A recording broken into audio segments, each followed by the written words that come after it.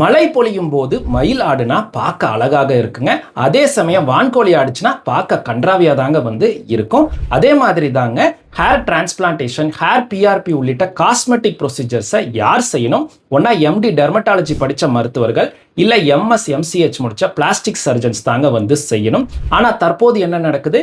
ஏதாச்சும் ஒரு under graduate course மட்டுமே முடிச்சுட்டுங்க, 1 மாதம் இல்லை 3 மாதம் சர்டிஃபிகேட் கோர்ஸ் மட்டுமே பண்ணிட்டு ஆளுக்கு காஸ்மெட்டாலஜிஸ்ட், ஏஸ்தட்டிக் மெடிசன் ஸ்பெஷலிஸ்ட்னு சொல்லி லட்சக்கணக்கானோர் இன்ஸ்டாகிராம் மூலியமா மக்களை ஏமாத்திட்டு இருக்காங்க. எம்பிபிஎஸோட சேர்த்து ஒரு எம்எஸ்ஓ இல்லை எம்டிஓ படிக்கணும் அப்படின்னா குறைந்தது 10 வருஷம் ஆகிறதுங்க. 10 வருஷம் கஷ்டப்பட்டு படித்து முடிச்சதுக்கப்புறம் இந்த மாதிரி தகுதி இல்லாதவர்கள் கூட போட்டி போடுற மாதிரி இருக்குங்க. நீங்கள் ஆர்த்தோபெடிக் சர்ஜன் தானே, நீங்கள் ஏன் இதையெல்லாம் கேட்குறீங்கன்னு நினச்சிங்கன்னாங்க, தற்போது டெர்மட்டாலஜிஸ்ட்டுக்கு நடக்கிறதுங்க நாளைக்கு எந்த டிபார்ட்மெண்ட்டுக்கு வேணாலும் நடக்கலாங்க.